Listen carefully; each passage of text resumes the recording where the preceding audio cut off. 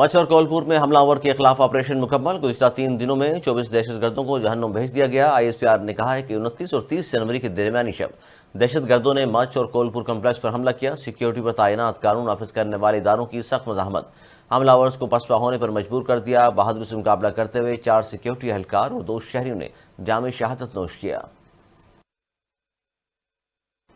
افواج پاکستان آرٹیکل 245 کے تحت الیکشن 2024 کے انعقاد میں معاونت کرے گی۔ متعلقہ علاقوں میں تھرڈ ٹیئر کے طور پر کیو آر ایف جیسی ڈیوٹی سر انجام دے گی۔ سول آرمڈ فورسز اور افواج پاکستان کا عملہ محفوظ ماحول کی فراہمی کے لیے تعاون کرے گا۔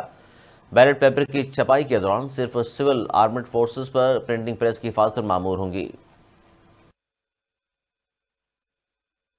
نگراں وزیر اطلاعات سندھ احمد شاہ کہتے ہیں حکومت سندھ الیکشن کے لیے تیار ہے۔ پولنگ اسٹیشن پر پولیس اور رینجرز تعینات ہوگی۔ حساس پولنگ اسٹیشنز میں فوج تعینات ہوگی۔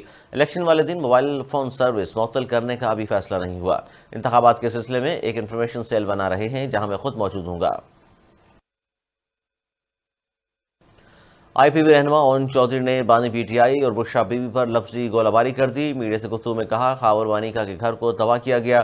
بطور نکاح گواہ میری اسٹیٹمنٹ ہے کہ عدت پوری نہیں ہوئی تھی۔ مفتی سعید نے بھی اقرار کیا کہ ان کے بھی علم میں نہیں لایا گیا۔ بولے خواب کی تعبیر پر بڑے بڑے وزیر لگائے جاتے تھے۔ ملک کے ساتھ بڑا مذاق کیا گیا۔ فیصلوں خوابوں پر ہوتے تھے۔ عدالت نے بلایا تھا، میں نے جو کہا سچ کہا۔